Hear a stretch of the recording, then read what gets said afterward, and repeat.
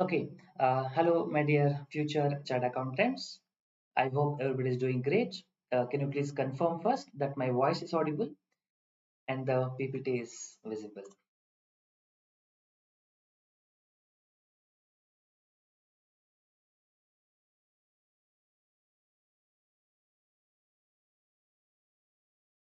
Okay, I hope everything is going great and hope you are able to attend the sessions on a regular basis. Now, this is the time to clarify certain your doubts. As I told earlier, a form was shared. So based on that, let me clarify a few elements, and then if you have any questions in the chat section, you can use it and I'll be able to answer it. Let me take few questions. What is part of the form which I have submitted? In EV to EBITDA enterprise calculation, why reserves and surplus is not considered? So enterprise value is calculated based on market value basis. Market value of equity, market value of debt minus cash. Because we take the market value and that would include the value of reserves and surplus, therefore we have not taken the reserves and surplus separately. When you do number of shares into market value into market price per share, what you get is market cap, market value that includes the value of share capital as well as reserves and surplus. I hope that I have addressed it. In Gordon and Walter formula, two alternate answers for Gordon's model. Then why we have done two alternate answers to Walter's model? Uh, Walter model, yeah, the answer is definitely true. They have given multiple answers for Gordon model. Even for Walter model, definitely sure that multiple answers are possible. I mean, they may not have given in the institute suggested answers, but even there also two interpretations are possible. I definitely agree with you. How to calculate the free float after issue of bonus shares? So, what is the meaning of market cap? What is the meaning of free float? Let me explain in few words. Market value of company is also called as market cap. The cap is actually called as capitalization. So, number of shares of the company outstanding into the market price, that is called as market cap, market capitalization, short form is market cap, and that is called as market value. Free float means what is available for trading purpose, what is held by public, because promoters do not trade on a daily basis. So their shares are not available for trading purpose. And if promoters buy or sell shares, they have to report to the regulator as well because they are considered as insiders. Therefore, we would like to understand the share value held by non-promoters, and that is called as free float market cap. How to calculate it? The market cap of a company multiplied by 1 minus promoters holding. Market cap multiplied by 1 minus promoters holding. That will give you free float market cap. I hope I have addressed that question. In efficient market hypothesis, while calculating the value of company, why we have not considered 11% debentures? Now, debentures are considered as liabilities, right? So when you say value of company, is we always mean value of equity, and therefore we only consider equity element. The debenture part is not considered. While using EV to EBITDA, value of equity, why should we reduce net debt? That is the assumption prevailing in the practice, I would say, because I was part of many valuations. I can confidently say that's how it is valued practically as well. What is that being done, and what is the logic behind it?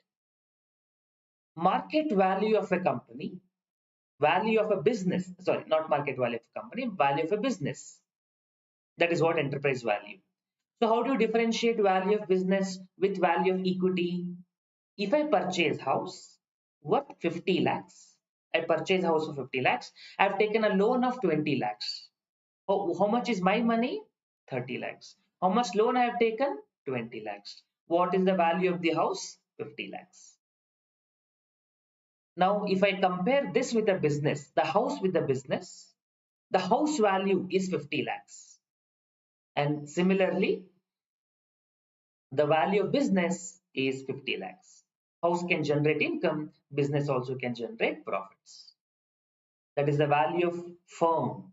But when it comes to value of equity, that is only to what extent that you own. That is from 50 lakh, you take out the loan, what is remaining is the portion of equity. Now, why do we consider a concept of net debt by adjusting for cash? The reason being, if you have a cash, you can repay that loan. So to that extent, loan will come down. So indirectly, the cash element is not adding any value to the business. If say business has only cash and equivalents, then the business does not have anything, right? A business should have earning capacity. Business should have network. A business should be having operations.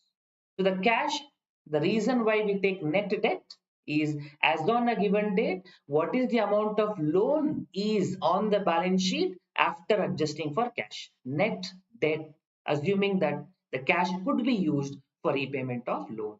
To that extent, the business does not have any value, and therefore we take net debt. I hope I have clarified. While calculating dividend, why should we use EV by number of shares? Why not PAT? PAT is earnings. EVA is incremental earnings. So the concept behind using the dividend as the base, because I don't want my value of the equity should be affected. So what does EVA means? Economic value added. The company has earned more profits than what is expected by the investors. That is a surplus profit. So only the surplus profits I pay out. The remaining I'll use it in my business. So if I use entire profits, then how do I source my profits for future growth and expansions? The dividend, what I'm paying, is only the surplus money, which more than what they've expected, we are giving back. I hope I have answered that question. While calculating FCFF, FCFE, we have not deducted interest in dividends. So does it amounts to overvaluation? No. When I calculate, let's say EPS, let me give an example of EPS, earnings per share. Will I subtract dividend? No, right? What is the purpose of EPS? To reflect what is the earnings of the company. Dividend represents distributions. So if I consider dividend distribution as profit subtraction, my net profit reporting will not be proper. So when I say profit for the year, it should be before appropriations. Similarly, my cash flow from investor point of view before appropriations. From an equity shareholder point of view, it is FCFE, free cash flow to equity, before dividend. Similarly, from investors' point of view, that is from business point of view, it is FCFF, free cash flow to firm, before interest as well as dividend. The objective is report before appropriation. I hope you're able to get that point. Whether you have covered new syllabus study material or not, because we are only seeing questions of old practice manual. In my Hegde's Hedge compilation, you will see all questions. Study material, latest study material, updated one, RTP, MTP, suggested answers, everything.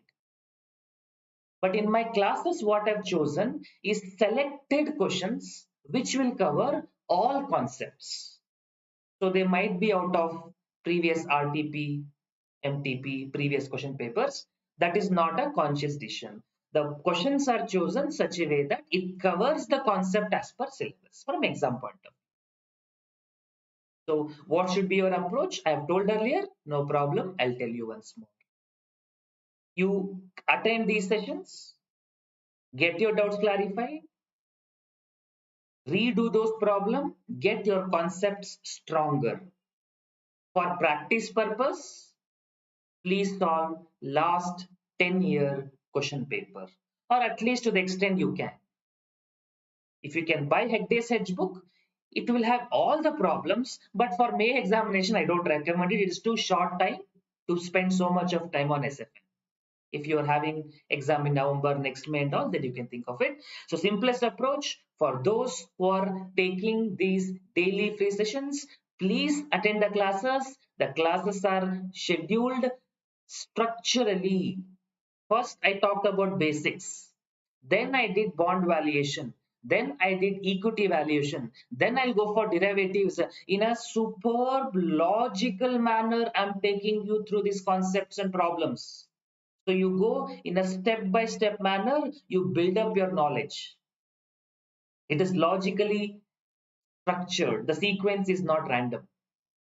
So I start from bond, then equity, then portfolio, then mutual funds, then derivative, then forex, and then mergers. So please follow that systematically. Even your thinking and understanding becomes conceptual. Uh, Replacement costs, invested capital. My doubt is invested capital is outflow of resources or money invested. Okay. So when I say invested capital, it only means that as on date, if the business has to be run, how much money is required. So it can be viewed from two angles. Preference is given to the market value. Today, if I have to run that business, how much money is required? And second, if that market value is not available, then I'll go for historical cost. Historically, how much money invested, that becomes invested capital. So typically, the concept is more of a replacement value or more of a market value. Okay, so any other doubts? If you have, you can go ahead. I think regarding new self-study material I've cleared. And is it helpful for November 23 students? Yes, definitely you can, because November 23 students, the new syllabus is yet to come, yet to be notified. Even if it is notified, I've seen the new syllabus, new syllabus, which is proposal. Even that new syllabus, 80% of the content is same. They've added one chapter, capital budgeting, risk analysis, which was part of your IPCC when you studied. But anyway, I will also add those videos in the coming due course of time once the notification comes. So even if you are a student taking the exam 1 or 2 attempts later, these concepts are there in the new syllabus. Also, I've seen the draft syllabus. Comfortably, you can take these classes.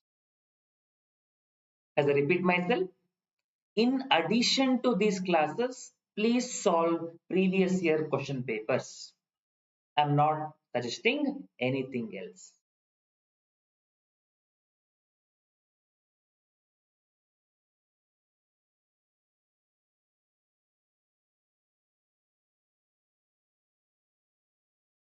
Uh, if you have any other doubts, please go ahead.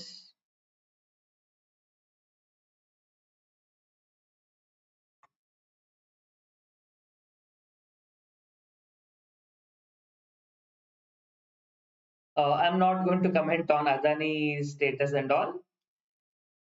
That is on practical issues. We'll handle separately. This session is dedicated for examination. I will stick to that point. Okay, kindly explain yield on equity. Okay, that was also a point there. So yield on equity means what a shareholder expects. Now, shareholder receives two kinds of profits. One is dividend what they receive, and undistributed profits also belonging to them only. So, in valuation of equity, questions will give you some guidance as an investor expectation in numerical terms. So in one of the problem, if I remember correctly, it said like 10% of undistributed profits, 60% of distributed profits, something like that. So basically it tells you yield on equity means as the equity shareholders, how much profit I can expect. So expectation is a very subjective term, right? If you are a shareholder of Adani, you might expect more return. You are a shareholder of ITC, you might expect less return. So it's a very subjective term. So in different contexts, the questions in the problem give you some direction. You should consider that. Hope I have answered that query.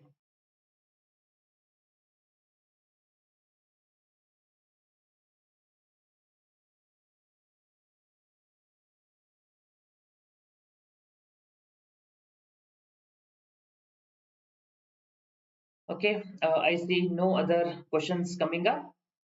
Uh, I hope you are attending the sessions on a regular basis. Is expected return is equal to WACC? I mean, I can't say 100% yes because the terms are used in different contexts. But overall conceptual, I can say WACC is the weighted average cost of capital, what an investor, a business expects. WACC is from because cost of capital. Capital means equity also, debt also. Total capital employed, what you're expecting. But when we use the word expected return, like if I use that word in CAPM, I only limit myself to equity. So depending on the context, I have to take it. But overall framework basis, yes, WACC is what when you raise a capital, how much cost that you're expected to pay. That means it is other person's expected returns. Company's cost is investors' expected return. That concept wise, yes.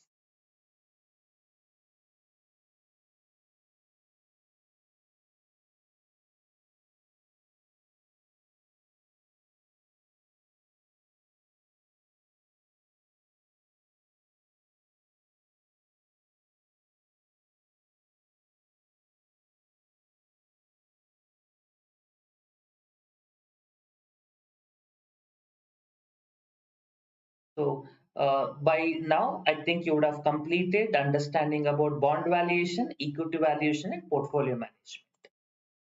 I believe that's the topics covered so far. Return on investment is what business is generated. WACC, what is required? Yeah, that is your understanding is correct. Return on investment is what a business is generating, whereas WACC is from what is required. So let me tell you like this. I am an investor, I'm a shareholder, whatever the may be. I put the money in a business and I mean company. Company invest in business. Structure you understand, right? An investor put the money in business. Business invest in various projects. So what business is getting from various projects is return on investment.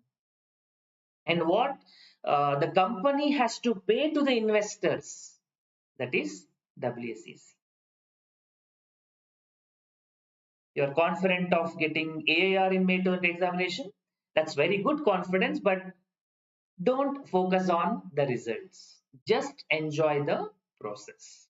You are learning something new. There are some problem being solved, new concepts being learned that we can apply. Just only focus on that without any expectation, comfortably understand. So you'll enjoy the process of learning rather than the pressure of the results.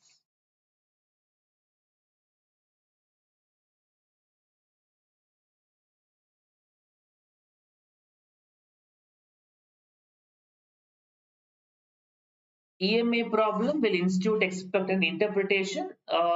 They don't expect too much interpretation, but if we can add one or two sentences, it will be good. You can just say that if EMA is growing, the trend is positive. If the EMA values are coming down, the trend is negative. If at all they expect, that's all they do. Nothing beyond any other support resistance, breakout points, that and all is not required. Just the trend of the direction of the market, that would be sufficient if you want to put a comment.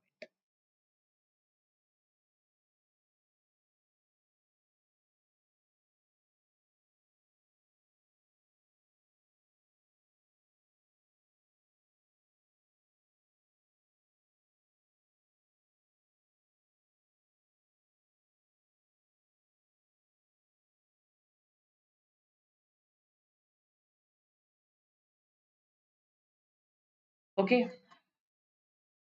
any other questions?